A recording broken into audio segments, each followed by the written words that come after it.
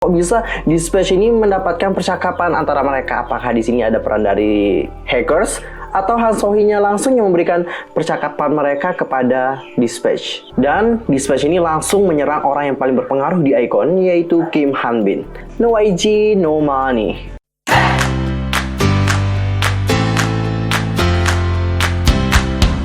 Halo what's up guys, I'm Yusuf Kim, welcome back to my channel. Gimana kabar kalian hari ini? Pastinya baik-baik aja kan? Nah, for this time kita akan membahas dan juga mendiskusikan nih tentang apa sih yang sebenarnya terjadi antara YG Entertainment dan juga Dispatch. Karena kalau kita lihat, mereka ini terlihat seperti suatu ada permasalahan. But wait, sebelum kita membahas dan juga mendiskusikan hal tersebut lebih lanjut, pastikan dulu untuk bantu perkembangan channel aku dengan cara subscribe, like, and comment. Follow Instagram aku di @yusufkim. Follow page spesial di Facebook yaitu @detektif_teori. Follow juga Twitter aku di @yusufkim2. Dan pastikan juga jangan lupa untuk share video ini sebanyak-banyaknya ke YG stand yang lain dan juga K-popers yang lain. Oke, tanpa basa-basi lagi, let's go to the topic.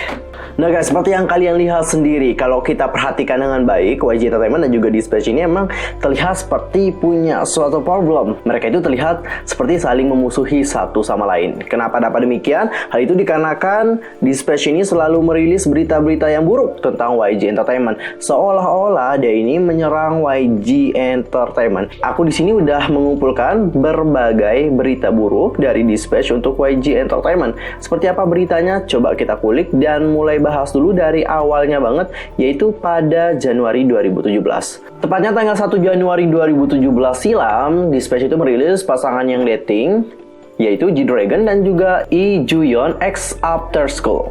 Tapi disayangkan berita tersebut tidak terlalu membuat heboh publik karena sebenarnya penggemar sudah tahu terlebih dahulu tentang hubungan mereka. Dan YG Entertainment juga tidak pernah memberikan klarifikasi apapun mengenai hubungan mereka. Dan kita akan lanjut ke berita yang kedua. Ini masih terkait dengan G-Dragon, yaitu tentang perlakuan yang diterima olehnya saat menjalani wajib militer. Seperti yang telah dirilis oleh Dispatch pada timeline tersebut, mereka merilis kapan G-Dragon ke rumah sakit dan berapa lama ia meninggalkan camp militer untuk berobat. Tak sampai di sana, Dispatch juga menuliskan sesuatu bahwa G-Dragon itu mendapatkan fasilitas setingkat kolonel militer selama menjalani perawatan di rumah sakit. Gak hanya tentang perlakuan istimewa aja, Dispatch juga mengatakan bahwa G-Dragon ini mendapatkan kunjungan oleh sang manajer di luar jam untuk berkunjung. Kabar yang telah dirilis oleh Dispatch tadi itu telah dibantah oleh pihak kemiliteran sendiri. Dan kita akan lanjut. Dispatch juga dianggap berlebihan ketika mengungkap identitas suami artis dari Choi Jin-woo. Informasi yang dirilis oleh Dispatch tadi itu sangat detail banget, mulai dari usia, pekerjaan apa, hingga ada fakta tentang suami dari Choi Jin-woo yang telah merubah nama aslinya. Apa yang dilakukan oleh Dispatch tadi itu dianggap sebagai tindakan yang over karena suami dari Choi Jin-woo sendiri merupakan kalangan non-selebriti. Lalu ada artikel yaitu tentang Mino dari Winner yang diduga memfollow salah satu akun yang diduga memiliki konten yang berbau dewasa dan juga pedofilia. Kelihatan banget ya stalkingnya, sampai followers orang pun di stalkingin satu persatu. Kayaknya susah banget deh ya jadi Dispatch karena harus kuat-kuat juga matanya kalau nge-stalkingin idol dari YG Entertainment. Next ada berita tentang TOP dan juga Han Sohee yang pernah memakai ganja bersama. Dispatch juga merilis chat pertama antara keduanya yang terjadi pada tahun 2016. Lalu selanjutnya ini masih berhubungan dengan Han Sohee juga. Pada Juni tahun 2019 yang lalu, Han Bin tersandung kasus penggunaan obat-obatan terlarang yang mana Han Sohee ini menjadi partner Han Bin untuk membeli barang tersebut. Dispatch juga sama nih merilis chat antara Han Sohee dan juga Kim Han Bin. Karena kasus itu yang memutuskan untuk keluar dari Icon dan juga YG Entertainment. Beberapa belakangan terakhir sudah dibuktikan bahwa Kim Han Bin negatif dari penggunaan obat-obatan terlarang. Lalu kita lanjut ke Sunghoon Winner yang juga memiliki kaitan dengan Han Sohee dan kasus sebelumnya. Dispatch itu juga sama dengan apa yang terjadi pada Kim Han Bin dan juga TOP. Mereka merilis percakapan antara Sunghoon dan juga Han Sohee. Dalam percakapan tersebut, Sunghoon ini kayak menanyakan apakah Han Bin menghubungi Han Sohee atau tidak.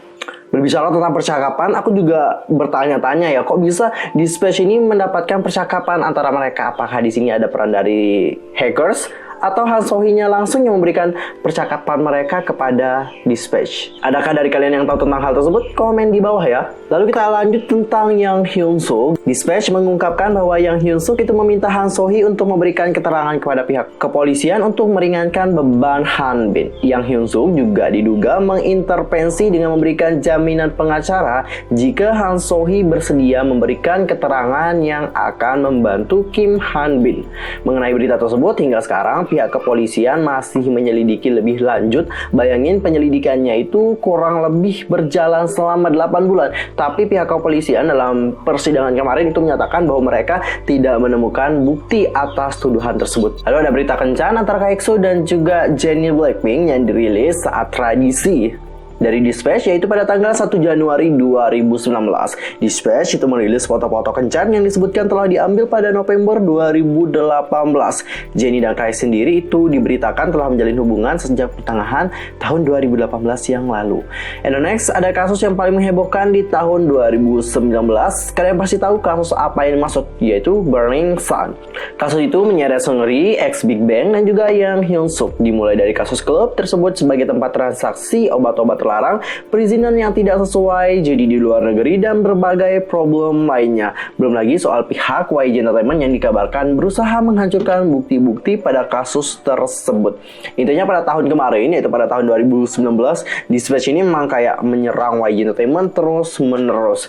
Cukup aneh sih ya, aku lihat, karena pada tahun tersebut YG Entertainment sedang masa gemilangnya banget. Apalagi iKON waktu itu lagi booming banget dikarenakan kesuksesan dari Love Scenario. Dan Dispatch ini langsung menyerang orang yang paling berpengaruh di iKON, yaitu Kim Han Bin. Cukup aneh juga sih kalau kita ngelihat tentang apa yang terjadi pada tahun itu. Dan apa yang dilakukan oleh Dispatch ini berhasil, kayak membuat YG Entertainment down dan juga drop pada saat itu. Mereka bahkan membuat 3 orang sekaligus, yaitu Yang Hyun-suk keluar dari jabatannya sebagai CEO di YG Entertainment, lalu Kim Han Bin yang memutuskan untuk keluar dari iKON, dan juga Seungri yang memutuskan untuk keluar dari Big Bang. Tapi kita juga nggak bisa menyalahkan Dispatch sepenuhnya sih, karena begitulah pekerjaan mereka. Mungkin kita ngelihat bahwa hal itu kejam, tapi kalau dalam dunia yang seperti ini guys, kalau dalam dunia per-infotainmentan, itu emang harus rela sih. Soalnya pekerjaan mereka memang seperti itu. Kalau kalian juga nantinya bekerja di bagian seperti itu, kalian akan tahu kok apa yang mereka rasakan. Mungkin saat ini kalian menjudge mereka is okay, tapi kalau kalian menjadi mereka, kalian juga sebenarnya gak punya pilihan lainnya. Meskipun harus mengorbankan orang lain, begitulah kejamnya dunia, harus mengorbankan sesuatu untuk dapat bertahan. Dan Dispatch ini mengorbankan orang lain untuk terus bertahan dan mendapatkan kehidupan. Sistem kerjanya emang kejam guys. Lalu yang terbaru adalah tentang Song Min-ho dari Winner lagi. Jadi sebelumnya Dispatch telah merilis laporan bahwa Song Min-ho Winner terlihat tampil di sebuah klub malam di Gangwon-do Yangyang. Karena berita tersebut, Song Min-ho itu mendapatkan kritikan dan kecaman dari publik yang sangat banyak banget, karena dianggap telah melanggar himbauan social physical distancing.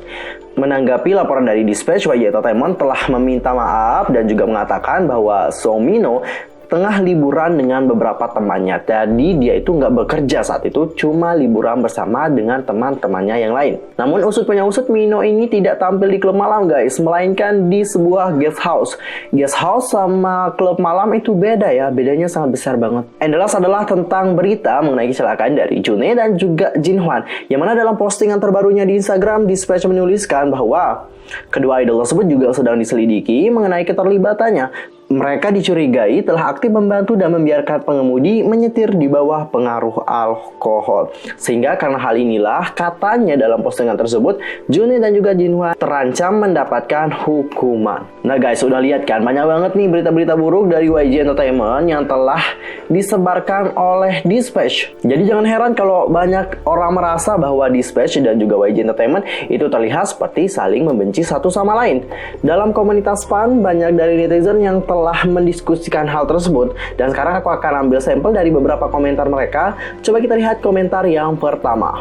Dispatch itu tampaknya sangat membenci YG Entertainment ketika menyangkut agensi lain, kecuali ketika kepentingan mereka dipertaruhkan. Mereka tidak begitu keras atau kadang-kadang bahkan tidak sama sekali, tetapi tidak pernah sampai pada titik kebencian. Tapi mereka sepertinya sangat membenci YG Entertainment. Maksud dari komentar tadi adalah kayak gini. Pas ada masalah dari YG Entertainment itu kayak dibesar-besarkan. Terus kalau dari agensi yang lain itu emang mereka juga beritakan masalahnya, tapi tidak pernah sampai ke titik kebencian. Berbeda dengan berita YG Entertainment yang mengarah kepada titik kebencian. Itu yang dimaksudkan oleh komentarnya tadi. Terus lanjut ke komentar yang berikutnya. Bukankah itu karena mereka mengetahui lebih banyak hal buruk tentang YG Entertainment dari yang sudah kita ketahui? Ini juga lumayan aku setuju dengan komentarnya. Yang mungkin saja ya orang-orang Dispatch itu lebih fokus untuk menstalkingin si YG Entertainment sehingga mereka nanti mendapatkan informasi-informasi penting mengenai agensi tersebut. Dan yang terakhir adalah tak satupun dari mereka yang ingin tunduk kepada yang lain. Itu sebabnya mereka saling membenci. Dispatch berpikir bahwa mereka adalah besar sehingga mereka mengambil gambar kehidupan pribadi selebriti dan mengendalikan agensi yang besar. Tapi YG Entertainment tidak pernah peduli tentang skandal kencan sehingga mereka tidak menuruti Dispatch. Itu sebabnya Dispatch membenci YG Entertainment. Aku juga lumayan setuju dengan pendapat yang satu ini, karena apa yang dikasih tahu oleh dia ini udah ada dalam pikiranku. Aku sama pendapatnya sama yang ini. Kalau kalian gimana? Kalau di Indonesia itu banyak dari netizen berkomentar bahwa YG Entertainment ini merupakan ladang uang bagi Dispatch. Ada kata no YG, no money. Aku rasa pemikiran ini juga lumayan banget ya guys. Tapi menurut aku secara pribadi, kalau kalian bayangin, masa iya sih hanya dari YG Entertainment Dispatch ini dapat mengambil keuntungan? Kalau dari agensi lain kenapa nggak bisa gitu? Apalagi sekarang ini artis-artis populer itu tidak hanya datang dari YG Entertainment, tapi masih banyak agensi-agensi yang memiliki idol yang sangat populer banget. Tapi kenapa sih Dispatch ini nggak merilis berita-berita buruk tentang mereka? Bukan berarti aku di sini mengharapkan Dispatch ini merilis berita buruk tentang mereka ya, enggak. Tapi di sini aku hanya heran aja loh guys, kenapa sih Dispatch ini hanya merilis berita buruk tentang YG Entertainment saja? Kenapa tidak dari agensi-agensi yang lain dan mungkin idol-idol yang sangat populer saat itu? Kan mereka juga bisa dapat keuntungan yang banyak, karena pastinya banyak yang tertarik dengan artikel mereka. Bukankah seperti itu? Cukup aneh juga loh ini. Aku rasa memang terjadi sesuatu yang tidak beres dengan mereka. Kalau menurut kalian bagaimana? Apakah kita punya pemikiran yang sama? Komen di bawah ya. Buat kalian yang penasaran banget gimana sih caranya Dispatch ini bisa mendapatkan informasi-informasi detail mengenai setiap idol K-pop. Jadi awalnya Dispatch itu mengadaptasi gaya paparazzi di Hollywood yang langsung berani berhadapan dengan selebritas saat mengambil foto mereka.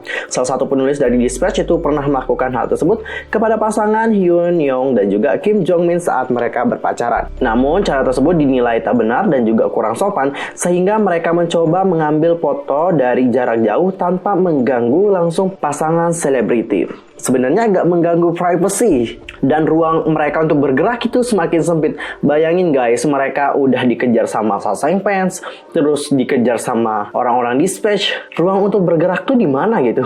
Cukup kasihan sih ngelihat idol-idol kita di sana. Nah guys, itu adalah pembahasan untuk kali ini. Silahkan berikan pendapat kalian dan mari kita diskusikan tentang hal tersebut di kolom komentar. Ada apa sih di balik YG Entertainment dan juga Dispatch ini? Ajak orang-orang yang lain untuk berkomentar dan menyuarakan pendapatnya di kolom komentar ini ya. I'm Yusuf Pamit. Aku mohon maaf kalau ada kesalahan yang tadi sengaja dan mungkin segala keributan. Ini masih still morning guys, jam 8. Jadi wajar banget ya kalau ribut. Ada ayam, ada kuda segala macem.